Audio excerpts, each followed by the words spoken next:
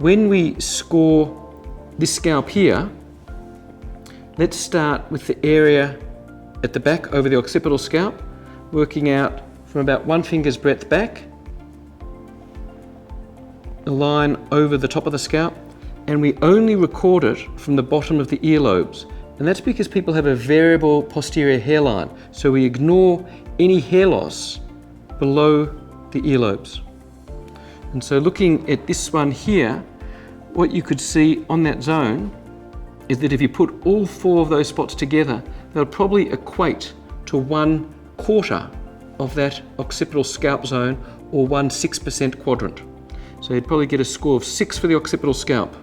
So on the parietal scalp, you have 4 zones, 5%, 4%, 5%, 4%.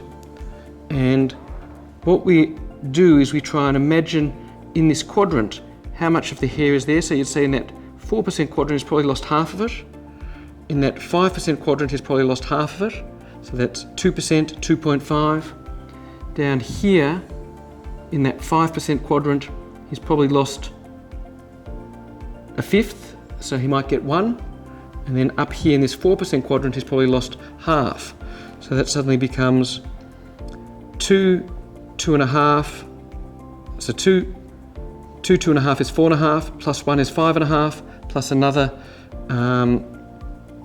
2.5, plus another 2 is 6.5 for the SALT score. When we look at the frontal scalp, on this zone here, there's 4 quadrants, each comprising 10%. His hair density is pretty good. Now, it's important when you're doing the SALT scoring not to double count areas by having clearly defined marks, or clearly defined landmarks that you use to break the scalp up into the quadrants. And you can see that there's an area here where the hair is thin but not bald. And so on that area, you'd probably say that the hair density in here is about half the density. So you calculate the area and then you halve it again in your assessment.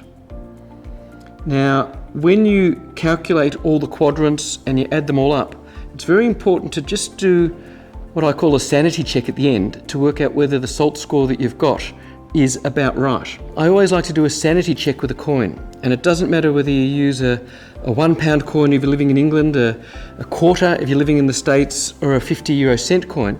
All of these are just approximately 2/3 of a SALT score, so 0.666 of a SALT.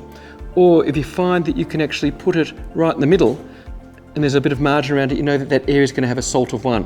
So I do a quick tally, adding up all the points with the SALT. You want the patches of substance, and that just allows you to just make sure that the SALT score that you've calculated using the grid is in the ballpark with what you calculate with your coin. Now, the SALT score is a really useful tool, not just in clinical trials as a way of recording patient response to medical interventions, that really helps you understand how the patient is progressing with their treatment, whether they're getting better, worse, the same. It's a really useful tool that I encourage you to use every time you see every patient with alopecia areata.